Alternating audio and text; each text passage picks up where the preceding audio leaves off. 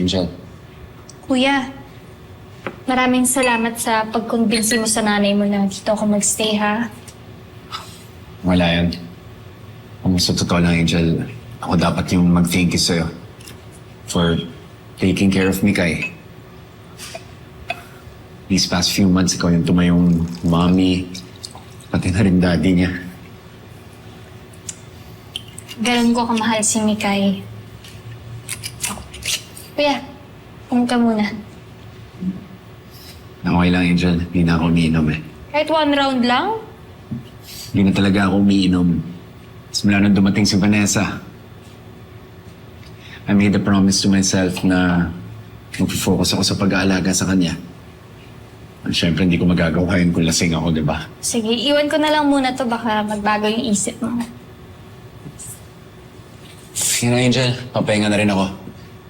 Bukas kasi may maaga pa akong appointment kay General. Papatulong kasi ako sa kanyang hanapin kung sino yung pumatay kina Dad. Tuloy pa rin pala yun. Baka naman, kuya, kung matagalan kayo sa paghahanap, baka mas mahirapan ka mag-move on. Ano gagawin ko? Papabayaan ko na lang makatakas yung sumagasa kina Dad at Luigi. Angel, hindi ako titigil hanggat hindi ko nahanap yung taong yun.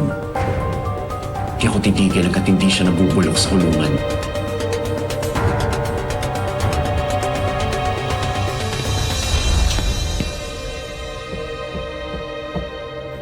Pasok po!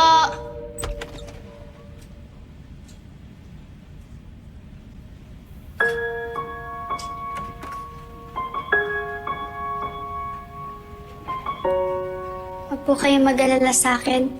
Nahanap naman po ako kaagad nila Tita Angel.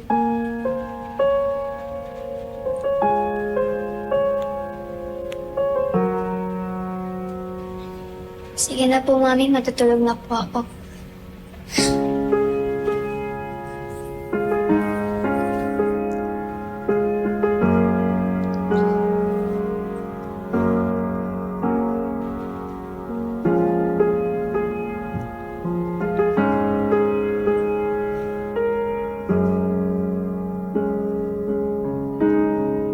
Anak, kung pwede ko lang sabihin, layuan mo si Angel. Pero alam kong hindi mo rin ako susundin. Bigyan mo lang ako ng konti pang panahon, ha? Para patunayan ko na si Angel ang kontrabida sa buhay nating lahat.